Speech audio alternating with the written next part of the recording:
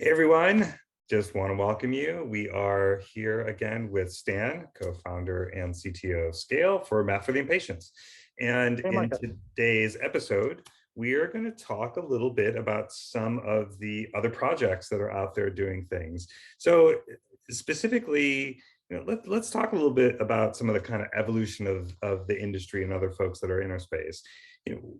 What is it that Polkadot, Parachains, Polygon Supernets, and the Avalanche subnets have in common with SKALE V1? That's a great question, Marcus. I think that today what we're going to do, we're going to try to be neutral and not this is not really like advertisement for SKALE, but it's an interesting question how the industry is moving as a whole, because, the way the industry is developing itself, there are usually different projects, but then people kind of fight and compete, but then they also develop something in common. So there's always this competition versus cooperation, and some ideas grow and some ideas disappear. So let's just first think a little bit how the blockchain industry was developing over long periods of time, right? We had Bitcoin. Obviously, Bitcoin didn't allow any programming, any smart contracts. This was just a single chain, that allowed people to transfer money. Then there was this huge revolution started by Ethereum, where suddenly it was a programmable chain. So in addition to transferring money, you could do cooler things like create NFTs and exchange money through decentralized systems like Uniswap, all kinds of things like that, or have like stable currencies like USDC, USDT, DAI, all of those things. So all of those things came from the second kind of stage, which is programmable chains. And then the third, problem that almost immediately appeared was the scalability. Essentially, people realized one chain is not enough, right? And people in a very fast way, Ethereum got clogged, the transaction fees got huge, and everyone started to talk, okay, how do we solve this problem? How do we have more transactions? And I think there was a period where there were many competing ideas. All kinds of things. There are two classes of ideas. One thing which we always kind of preached at SKALE from the beginning was that the future is about the universe of blockchains. So all you need is blockchains. You just need to have many of them. But obviously, if you run many blockchains, you also then need to interact, because if you have a token, your token needs to jump from one blockchain to another. Right? So that was pretty much like an obvious idea. And I think from the beginning at SKALE, we were like all focused. We decided that we actually focus on this thing. A universal blockchain, something that we now call Scaleverse, Metaverse, that's kind of one direction. And then, as always, like in mathematics, people also experimented with kind of a totally perpendicular things. And you name it, what happened, right? In this perpendicular universe, there were things called like state channels, plasma, roll-ups, these roll-ups, that roll-ups. So this is more like exotic thing. And for a while, for several years, it wasn't clear where the industry goes. Basically, people that were telling about exotic things or non-blockchain things, we were actually kind of competing with people that actually wanted to have a universal blockchain. But I think, and then last year, what happened, what we saw, we just saw basically, since Ethereum was so clogged and actually, there was so little capacity left, essentially just other clones, just other layer one blockchains which were compatible with Ethereum, people were just moving their transactions to these blockchains like Binance Smart Chain, Matic, many other guys, many are just guys. So there were like there are probably like 5 or 6 blockchains now, which are very much copies of Ethereum, and people run on those blockchains just because Ethereum is not enough. But the problem is that those like 5 or 6 chains, they're incompatible, and it's incredibly hard to move things between those chains, right? So that was kind of the next stage, just scaling basically by adding incompatible chains, just running another clone of Ethereum. And technologically, it was trivial, and since there was very little technology in it, it worked, but it created this problem. Now we have so many chains, and there's no way to move things around, right? And now, as the next step, what we see is that in addition to us at Scale kind of focusing on this idea of the universal blockchains, other projects are kind of evolving in a fun way. You see Avalanche, right, saying, okay, we're now going to have this subnets, right? You see Polkadot. Polkadot was kind of always about like many chains, but now they're talking about interacting between their chains, like moving tokens around their chains. You see Polygon talking about Polygon, I think Supernets. So you see the interesting thing that whatever the competition is, you have at least Polkadot, Polygon, and Avalanche at least expressing the idea, which is very much what we actually wanted to do at Scale from the beginning, saying that the future is going to be the universe of blockchains, right? So I think it's becoming really totally clear that in the future, whatever competitor wins, the future is about the universe of blockchains, and all of the exotic solutions we don't really see much traction. We don't really see them picking up, and especially like at the beginning of this year and this month, actually, you see the entire momentum totally shifting, and it's not an equilibrium now. I mean, I think the exotic solutions are kind of going away and becoming niche. So this is kind of, I think, the essence of what we see now, like essentially in the summer of 2022. I think the market and the industry decided on what the future is going to be. And the future is going to be the metaverse, call it metaverse of blockchains, universal blockchains. We call it Scaleverse. This one is really clear, I think. And then, the great thing about us at Scale is that since we have been like squarely focused on this for now about almost 5 years, we just have a way forward technology compared to other people. Cool. So I guess the next logical question, right, is what are some of the advantages that SKALE V2, which is launching right now, actually has already launched, what are the advantages that SKALE V2 has over other systems like, for instance, Polkadot or Polygon or Avalanche? Oh, that's a great question. So let's just talk about this a little. So, and it's always clear that, in technology, if you have advantage, your competitors, if you have an idea, which makes sense, at some point your competitors will implement this idea, right? Especially in the world of open source. But on the other hand, if it takes lots of time to implement, you may have 1 or 2 or several years of kind of front running. If you just think about like ETH2, how much it took to develop ETH2, developing blockchains is long process. It just requires lots of time. So if you look at, let's start with Avalanche. Right, I think Avalanche, out of all of these systems, is kind of is like more of a baby, because although they announced that you are able to create a blockchain with Avalanche, which I think they call a subnet, right? Essentially, it's just another Avalanche blockchain. It's totally isolated at the moment, so it's almost like Scale version 0. In Scale version 1, as you remember, we had a way to transfer tokens from Scale chains to Ethereum, and in Scale version 2, we now can transfer tokens between any Scale chain, any 2 Scale chains. So for Avalanche, it's like MVP, I think. So you can create the Avalanche subnet, but what are you going to do about it? If the tokens can't really go anywhere. So I think this is kind of there at the earliest stage.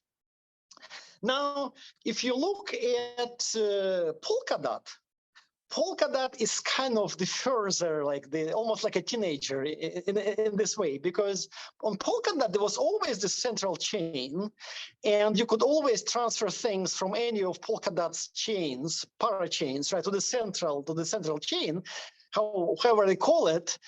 The big difference about Polkadot was always that it was actually not part of the Ethereum ecosystem, because Polkadot runs this JavaScript-based virtual machine, which is not EVM compatible. So Polkadot, I think, is almost like SKALE version 1, with one difference, that there's two differences, actually. One difference is that even with SKALE version 1, we could create any number of chains. Polkadot is fixed, with a fixed number of chains, and that's why they have to have this auction, which kind of drives the prices up. If Polkadot has, I think, 64 chains, it's limited number, which is not going to grow, then people have to compete. For SKALE, there was never a competition, right? You could always go and create a chain, any number of chains. So Polkadot is like that.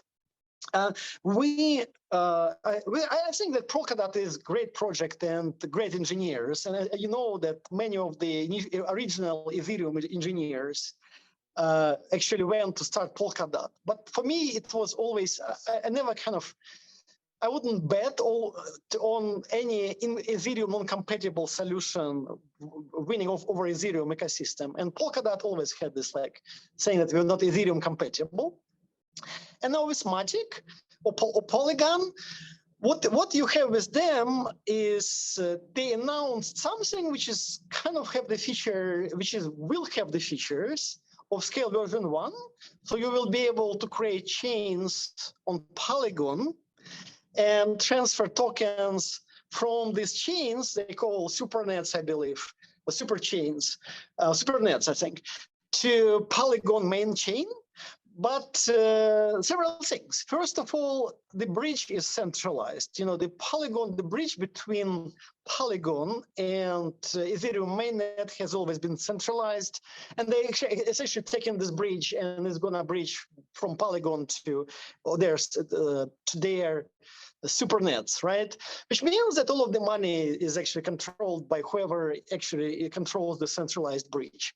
That's the big thing. And then an important thing, actually, which I didn't really mention, a huge thing, is that on Polkadot, on Avalanche, and on Polygon, even on those chains, on the transaction fees. So on SKALE, there has been always zero transaction fees, which is a huge thing, because zero transaction fees are hugely different from tiny transaction fees. Because if even the transaction fee is even tiny, you still need to have a token, and it becomes chicken and egg. How you have a new user to use the system because the user doesn't have the token, and to get the token to the user, you have the user in the system. So it's a huge problem. So the three competing cooperating chains, they still have transaction fees. We, even starting with SKALE version 1, have no transaction fees.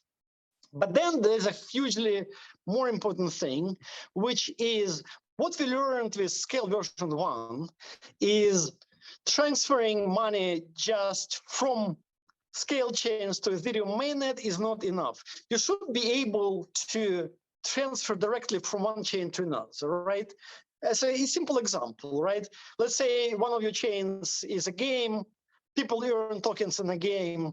Another chain runs a decentralized exchange, such as Uniswap, right? If you are not able, if you're not able to transfer tokens from the game to the DeFi application, it just kills user experience. How are you going to cash out? How are you going to turn your game tokens into stable coin or maybe fiat, right?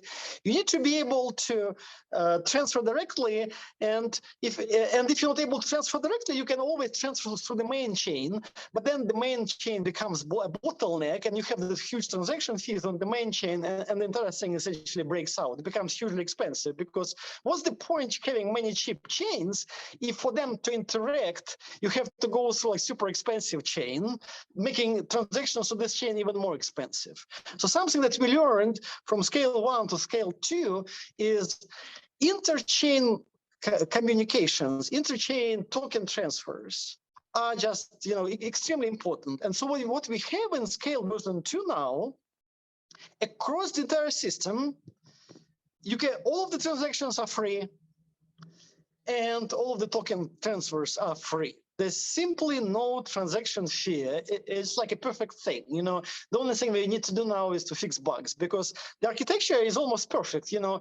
Users, you run a game, or you earn some tokens in the game, whatever. You move the things free and a fast way to the exchange and exchange this token. So this is, I think that all of the competitors will have to implement this, and it took us several years to figure out and implement. And Avalanche, I think Polygon is saying that they will want to do it in the future. Polkadot just announced that they will be working on this interchain token transfers, but it will probably still take them several years to implement. While we have it right now, totally transaction free from any fees. So I think if you do something meaningful, you always have competition, and it's actually good. What we see that people that, especially people that are talking about other solutions like Polka, rollups or Plasma or side channels, this channel, that channel, these people are now moving in the direction of a universal blockchains, and so we are happy about this. And definitely when our partners slash competitors will be working on matching SKALE V2, we are not gonna stand still, right? And the next step for us is that we think that the architecture is almost perfect. You can implement anything on it. So we will actually, in our SKALE, the next versions of SKALE mostly will be about user experience. We'll just find out where users are hard to grasp certain things, what are the friction points. So our engineering work at SKALE shifted from us defining the architecture, we think that the architecture is already well defined, to us investing more into the stability of the system and into the user experience. And but overall, we're really happy that the industry, no matter which particular project, the industry is actually moving into this universal blockchain direction, because we think that's the direction which is really the direction to take. The last thing, which is also really important, one super important thing about SKALE chains is fast finality. When a transaction happens on SKALE, it's immediately final. Why it's so important? Because if you move the token from one chain to another, you essentially freeze the token on chain X, and you actually print it on chain Y. So there is this sequence of you freeze the token, printed, and it has to be final, the freezing, before you print it. Otherwise, you ended up having tokens on both chains. So finality is super important. I think Avalanche does have finality. That's my understanding. I'm not a big expert in Avalanche, but that's what they say. Definitely, I think Polygon does not have finality, and people have been complaining about things like long reorganizations on Polygon, where you may think your transaction is final and then it gets reverted. It seems like for Polygon, implementing this token transfer will be harder because of absence of finality. And Polkadot also, to my knowledge, does not have finality, so which also creates problems about token transfers. In our case, even having finality took us a long time to figure out interchain token transfers. What about cases where you don't have finality? How you transfer token security from one chain to another if you don't actually know what happened on the other chain? And so that's an interesting thing. And from this perspective, I think we and Avalanche are in a better position compared to Polkadot and Polygon. So that's really all interesting. And I think since the industry has selected the direction, now it's all going to be about implementation, about fixing bugs, making things stable, improving user experience.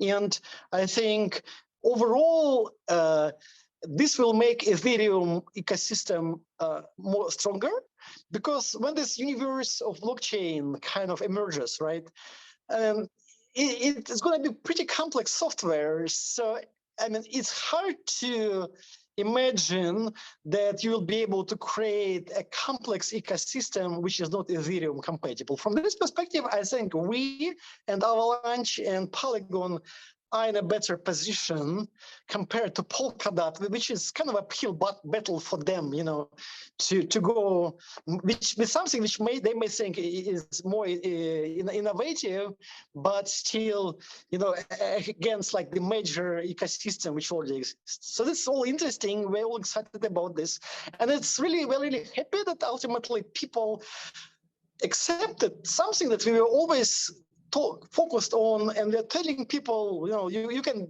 find our tweets like from 3 years ago. We're always focused on the universe, on the fact that the world is about the universe of interacting blockchains.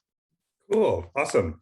Well, thanks for that explanation, Stan, and thanks for listening. You can look below, you can get on our Telegram, get on our Twitter, learn more about us. And until next time, see you, Stan. Thank you, Marcus. Bye.